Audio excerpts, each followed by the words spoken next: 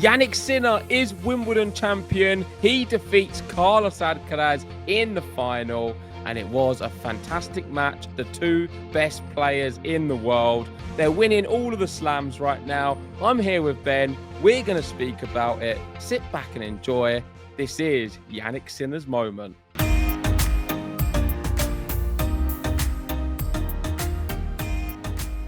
That's right. He is the first Italian to win Wimbledon. Massive news if you are an Italian. And what a performance Jannik Sinner put on. JG, just take to the floor right now, and we're going to sing your praises. He picked Iga Swiatek to win on the women's. This was pre-tournament. He picked Jannik Sinner to win on the men's side, and both of them won. I thought something quite interesting I was noticing with the finals as well.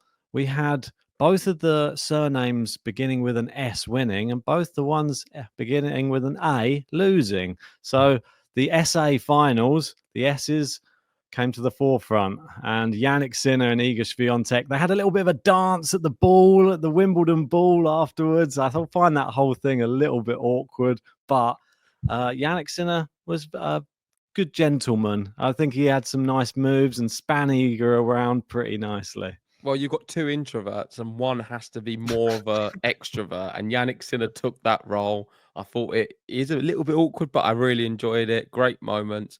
But I want to start with you, Ben, actually. And I want to start by saying it's nice of you to join me on YouTube, because I know recently you've been doing some mainstream gigs. Ben's been called up to do some TV interviews. Well, Game to Love was, but we sent Ben as the face of the channel, and he appeared on Channel 7. So shout out to any Australian viewers who would have seen Ben on live TV. Ben Robinson, the co-host of Game to Love, a tennis podcast. Great to have you with us. I thought he did an excellent job. And if you want to watch the live interview of Ben on Australian TV, it's posted on our Patreon. So go check it out. Sign up to the Patreon and you can watch the full clip of Ben speaking on live TV. And on that, we have a few plans coming to the Patreon. I know we've not done so much with it these last year or so, but we're hoping to bring back live videos. So we're going to aim to do some regular live video content on the Patreon. And if you want to join, we know Kathy loves them, Jean, some of our old OG members, we're going to try to do them. So join the Patreon, and I promise you we're going to be doing some more content on there very soon. Exciting stuff. And, well, exciting times for tennis, exciting times for the channel. I did quite well. If you were part of the Patreon and your player roulette, guess who I had for player roulette? Yes, that's right. Jannik Sinner. So I won player roulette as well. Sorry to all of our Patreon members, but that's just the way the cookie crumbles sometimes. And even though I was disappointed that Carlos Alcaraz didn't win the final, I was still pretty happy that I got a win in some way, shape or form. So, yeah, Jannik Sinner is the big winner, though, out of everybody on this weekend. And I think we have to talk about the match, because we had a sort of a short post-match reaction yesterday. We were out watching it at sort of like a fan park, and there was a good atmosphere. And for the big rallies, there was a lot of shocked voices, and there was a lot of celebrating when Sinner won, actually. I wasn't sure which way the crowd was split, but they seemed to be a lot of Sinner fans there. And I thought that the performance from Jannik Sinner, he was a bit unstoppable, to be honest. I don't think Alcaraz really was expecting the level to be as high as he was able to produce. Well, Carlos Alcaraz, he found the most winners in the tournament this year at Wimbledon. Jannik Sinner was sort of 5th or 6th on the list. Djokovic was above him. I think Fritz was above him. A few other players as well. But when it come to the moment of the final, Jannik Sinner was on fire. He played one of his best performances of the tournament. Everything worked well. We thought maybe the conditions could suit him. It was very warm, but not as sunny as some of the other times.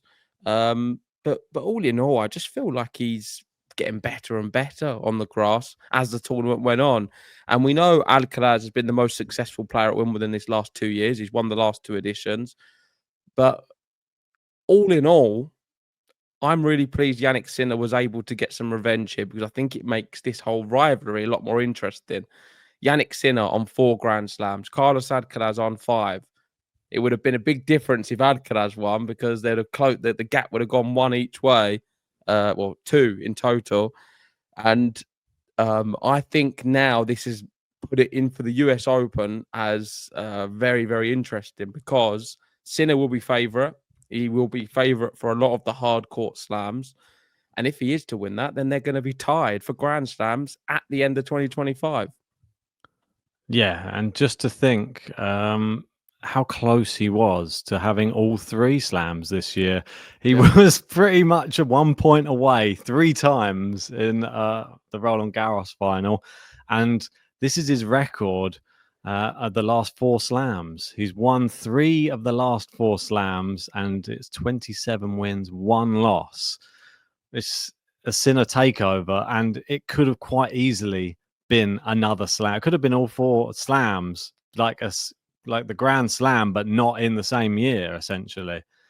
That is pretty insane, because I don't think anyone would have denied him that Roland Garros thing, that Roland Garros title that day, really. I mean, that was there for the taking. And if he'd have won it, everyone would have said, fair play, he just played better than him.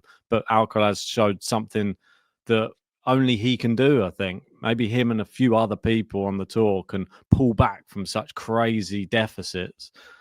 Yeah, and I think that, sorry, Ben, the story with Jannik Sinner, did you have anything else to say on that? No, I was just going to say, you give your thoughts on this bit.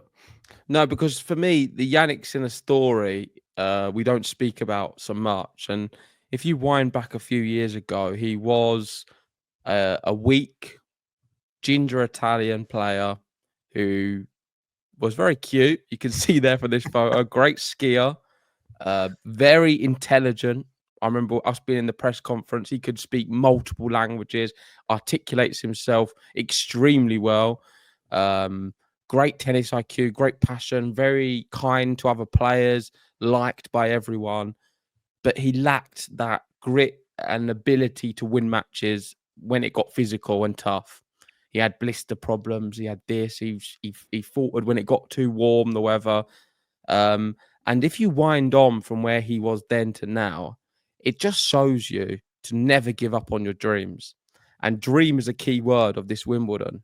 He has said constantly, I think he's tweeted it as well, about it's a dream come true for him to win Wimbledon. He never really thought this would be possible. It just seemed so far out of reach only a few years ago. Not too long ago, only a few years ago. It felt like he was a million miles away. He's put in so much hard work. He's got the right people around him in his team, and he always sings the praises of his team. And look how far he's come from that moment to now. In that period, he was 2 sets to love up against Novak Djokovic. But even then, when he was, we never thought he was winning that match. It just felt a little bit like the Tsitsipas's, Musetti's, the Zverev's, where he was always going to be found out and lose that match. Now, you look at Jannik Sinner, even 2 sets down, you're thinking he can go and win. We've seen it against Daniel Medvedev. We've seen it against these top players. Carlos Alcaraz, of course, he did it to him, which I think just is remarkable and doesn't take anything away from Carlos. He's his own champion in his own self. Both of them are elite level athletes. But the Jannik Sinner story is special, and it shows you to never give up on your dreams, always fight for them, and work hard until the end, because if you do, great results can come. And now he is a Wimbledon champion, looking really good across all of the slams. It's a matter of time until he wins all of them. And, he was, a point away from winning the Roland Garros and doing it already.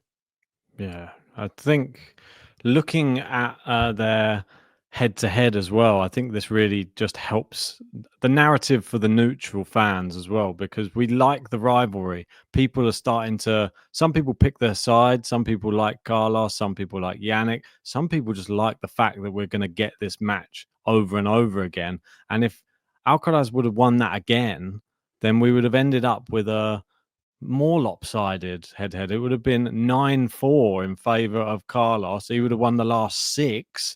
And then you'd start questioning, He's just beaten him in 2 slam finals. Like, is this just going to be a one-sided domination now when you get to slams?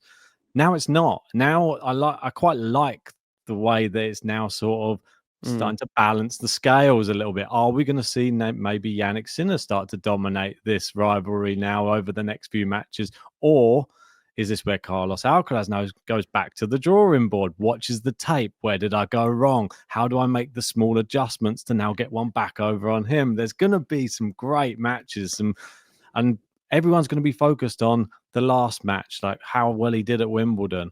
Now you're going to see some new tactics introduced on the court by Carlos, and I can't wait to see what they are. It's just mesmerizing. Yeah, and you're right to highlight the head-to-head, because I think it is very important with these two, because they're so much better than everyone else.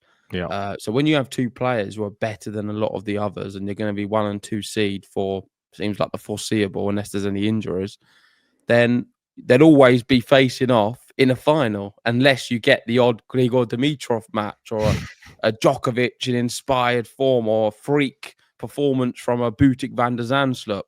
But it just takes a moment of magic. Maybe a Ben Shelton might be able to produce it. He's the one who's looked closest to most against these two. And as much as he keeps losing, I think he's pushed them quite a bit, and it's been quite close. Taylor Fritz as well. Is he getting a little bit closer? I'm not so sure. Seems to be close, but always still so far. Lorenzo Musetti too. Jack Draper. He's shown he can beat a Carlos Alcaraz. But right now in Grand Slams, it just feels like they're just bound to be in the final. And if they're going to keep playing each other for these big titles, then the head-to-head is ultimately what's going to decide it.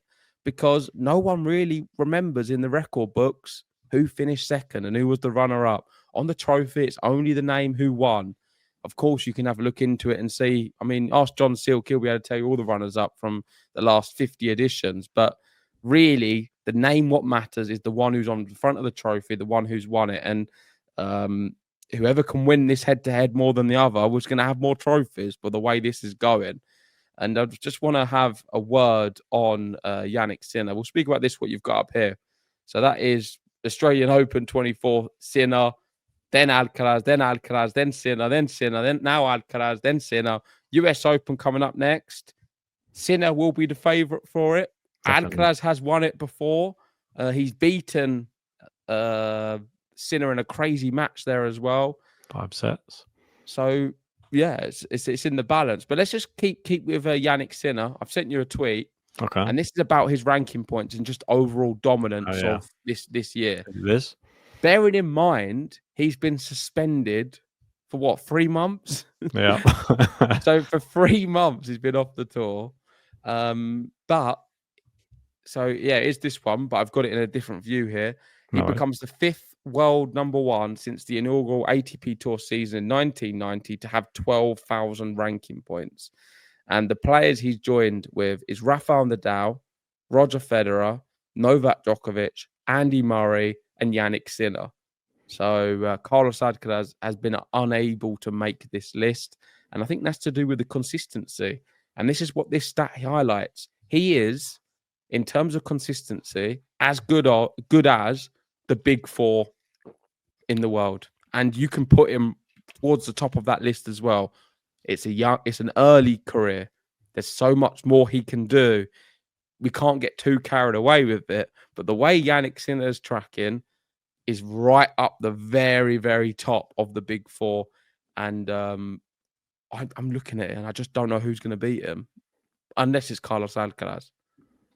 It's very, very difficult to say who can beat him, really, considering he could have won the last 4. And people are probably going to get annoyed hearing me say could have won because he didn't win Roland Garros, but he was very, very close to being a bit of a clean sweep across all of the last 4 slams. And Carlos did well, really, just to get that one so he can insert himself in and amongst the slams this year.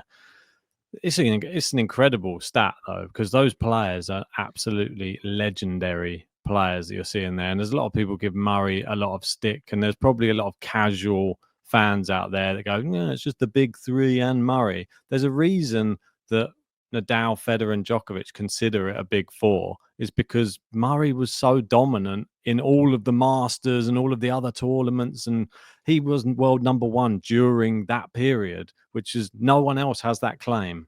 No one else could even get close to world number one whilst those three are playing. So I think that's why Andy Murray is so well revered. Jannik Sinner, the one thing he has over Carlos Alcaraz as well, which is a thing that we aren't even speaking about yet, which is something which will come up, I'm sure, later in their career, is the tour finals. Always played on indoor hard court, and Jannik Sinner, most definitely the better player there too. So yeah, that's true. That's where it starts to be a little bit like the Djokovic style. Like the comparisons to Djokovic are there with Jannik Sinner, and I think the multi-surface player that he is, he could end up with quite a lot of those tour finals trophies as well. And a lot of exhibitions at the Six Kings. I feel he's untouchable there in them conditions. About 40 million by the end of his career. The Six Kings Slam appearances. Yeah, he can make a lot of money. It's interesting to see that that's been released as well. And Holger Rune has been left out. I think Jack Draper got the call up. There's a few other names as well. Fritz is there, Zverev, yeah. And then the usual suspects make up the big six. So we'll be covering that when it comes around. But the focus is all about Jannik Sinner right now. And the US Open's on the horizon. Before we go to that, I don't know if you've seen the BBC TV ratings.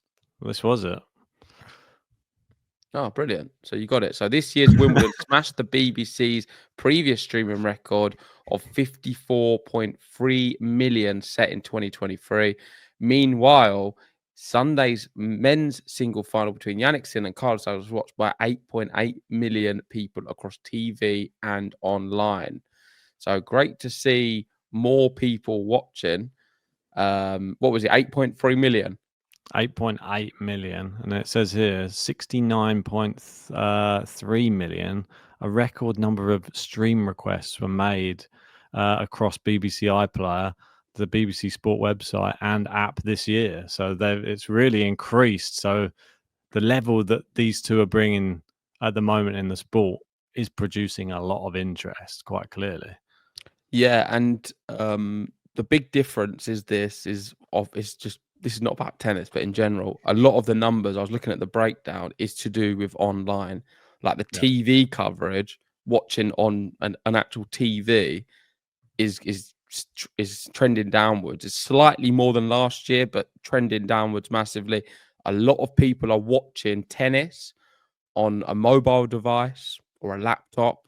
People aren't watching tennis on a TV anymore. And I thought that's interesting. Let me know in the comments section, guys.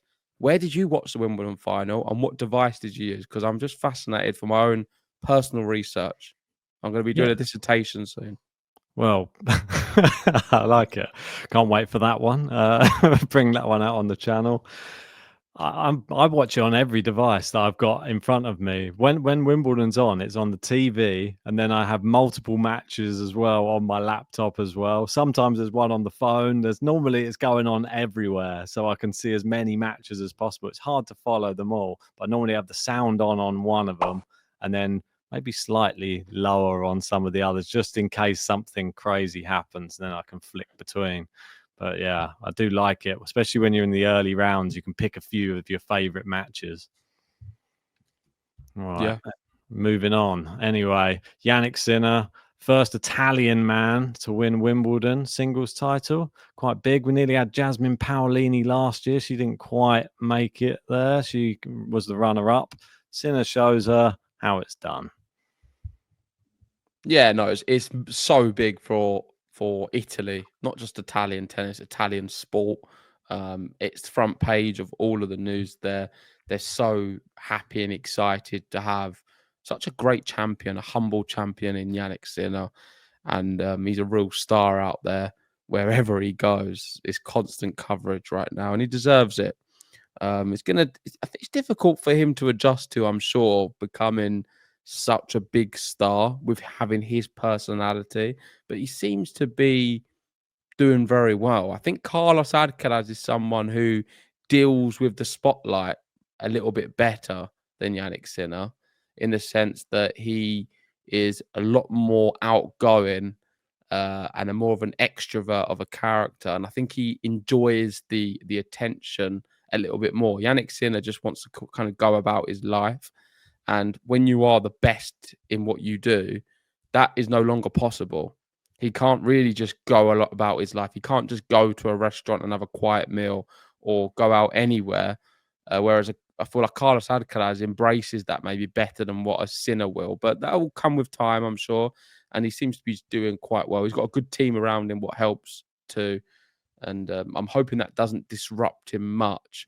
But based off everything what was happening with the foul doping tests, he seems to be very thick-skinned and able to deal with definitely media attention very well.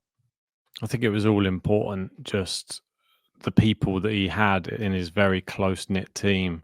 That if he didn't have those people around him during that tough time, and with all of the attacks from media, social media, everywhere, really, the fans, the crowds, a lot of people getting on his back. If he didn't have that very, very close-knit team, I don't think he would have got through it. And I don't think he would have been as so mentally strong and able to he just let it just like water off a duck's back to him. He just comes back on the court, plays his tennis almost like nothing's ever happened. And how can you do that when there's like the biggest story perhaps in tennis in recent years? Really, it's caused such an uproar, but he hasn't bothered him. And look at him, he's just dancing away with eager, just loving life. Not much of a dancer, but like he says here, he said, that's my problem, not really good at dancing, but come on, I can handle it. Well, he just won Wimbledon, of course he can. See, he's all happy and smiles, a bit shy as well. I quite like the fact that he is this sort of way, this introvert type character. I think it does. I like the fact that we've got a rivalry, like Makes you said, him endearing.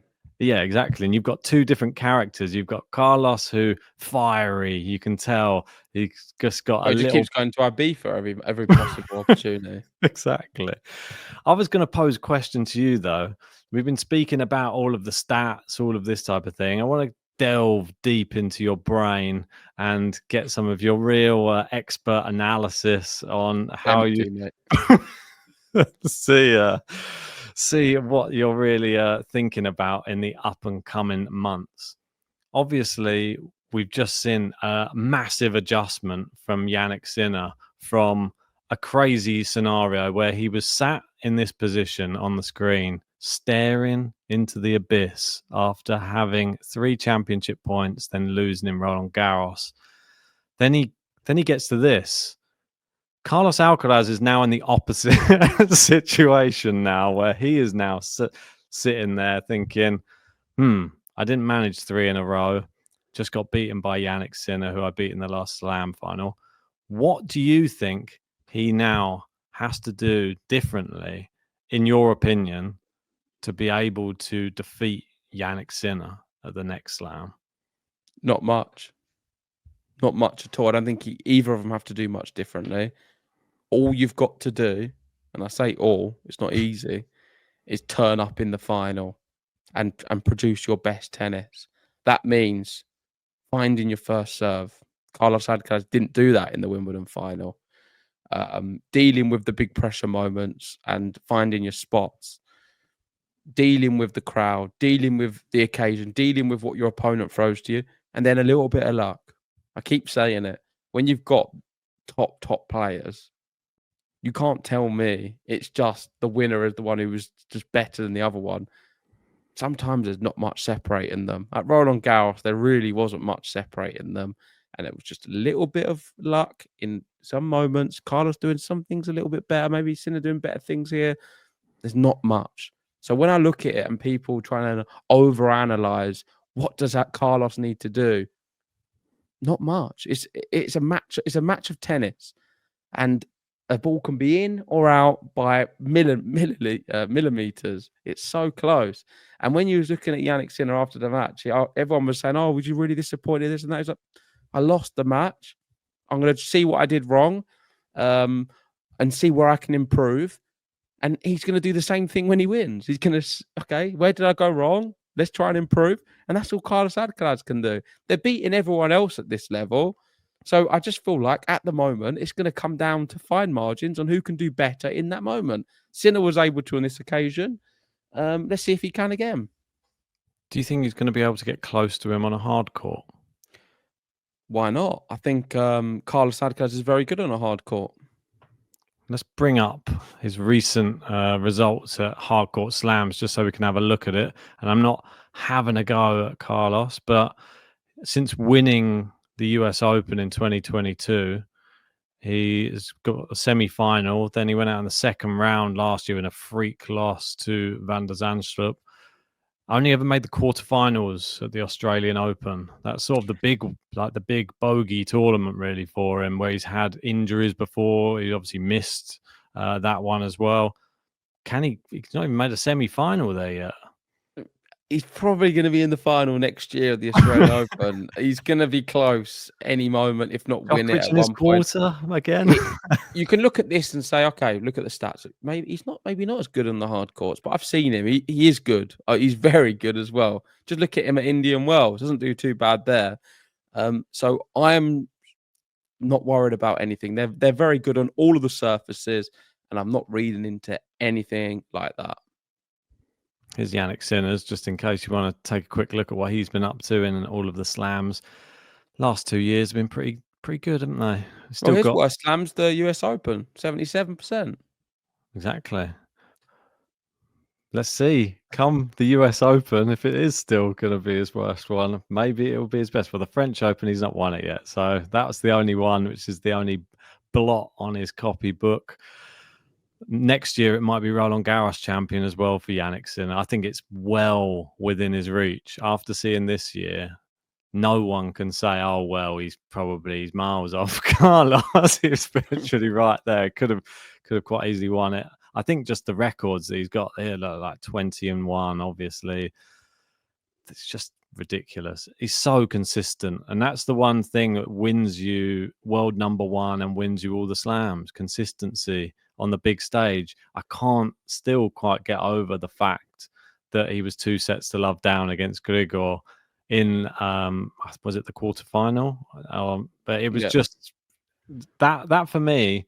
I know that people are going to keep coming back to that and saying he would have lost that match. There's still no guarantee that he would have lost that match. He's a good enough player that it felt like he was, though. It felt like he was going to lose that match, yeah. But he's still a good enough player to be able to come back from 2-0 down against someone like Grigor Dimitrov, I think, personally. So it could have still happened. We don't know. Grigor's body gave up. And if his body was going to not give up then, would it have given up in the fourth set, the fifth set? We don't know. What's crazy about this graphic, by the way, is he was so close to winning 4 slams in a row. Yeah. If he used to win the US Open, then he was a point, a few centimeters away from winning all 4 and getting the calendar slam. Holding Jannik Sinner together. Jannik Sinner is that guy, but he's got his enemies as well. And I think this is a good place to sort of close the episode. A lot of people are speaking about it. It could have been a news video, but since we're doing a podcast, let's discuss it together. Nicolas Kyrgios, not just him. There is a big vocal group of anti-Sinner online. But Nick Kyrgios leading the charge. He put a tweet out. There's a few cryptic ones, but I'm going to let you discuss his latest one. Have you got it? Send it over. Yeah, and then I'll pop it up on the screen. But it was your favourite word, Ben, beginning with A. Oh, asterisk. You got a lot of hate for that in the comments the other day. But that is what Nick Kyrgios tweeted out. I don't know if you've seen it. I can't find it right now. But there's not much to it. It's literally just an asterisk. Oh. Yeah, there's no love lost. Even though he said the other day that he thought that Sinner was going to go on to have the better career. But yeah, Kyrgios, a man of few words. Here it is. Look at that. Beautiful. So what do you make of this then? I'm sorry. If you go down, there's a few funny things, but Keep going. Okay. Oh, what's this? The spray. Yeah, here we go. What else? Quanta. No, there's a huge. it's not on your one. It's different to me. But just go to the top. What do you make of this? Do you feel like there should be an asterisk against his win at Wimbledon? Do you think he shouldn't be competing, Ben? We know you're a big Kyrgios fan. Is Kyrgios going too far with this? Doesn't he just let it go? Well, I think it's Kyrgios being Kyrgios. Kyrgios is a big troll, and that's the one thing that he likes. He loves the tennis centile, and he loves it. He might be the tennis centile. No one's even discussed that yet. He could be that actual account, I think.